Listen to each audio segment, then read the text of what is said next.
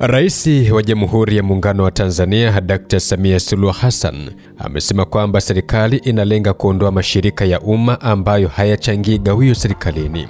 Rais Samia ameyasema hayo leo Juni 10 mwaka 2025 katika hotuba yake aliyotoa wakati wa hafla ya kupokea gawio na mchango kutoka katika taasisi na mashirika ya umma iliyofanyika Ikulu jijini Dar es Salaam.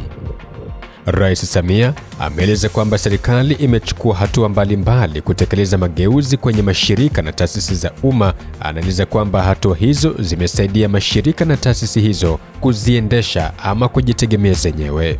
Pia amemtaka msajili wa hazina kuendelea kufanya tathmini na kuchukua hatua zaidi, kwani bado mashirika na taasisi za umma inaweza kuleta gawio kubwa zaidi.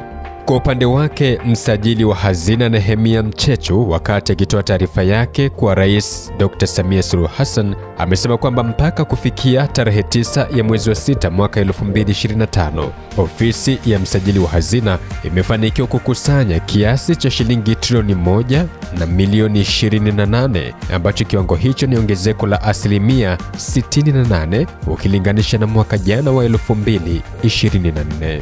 Gawio hilo linahusisha mashirika yote ya umma yaliyomo chini ya ofisi ya msajili wa hazina na kampuni ambazo serikali ina hisa chache, ambazo zote zinasimamiwa na ofisi ya msajili wa hazina.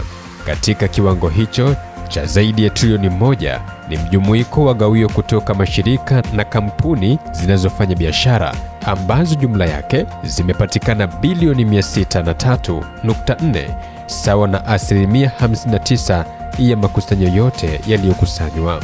Kwa mujibu wa msajili wa hazina, mashirika ambayo hayafanyi biashara yamechangia asilimia 15 ya mapato yao hafi, na huku zikikusanywa bilioni 363.4, sawa na asilimia 35 ya mapato yote.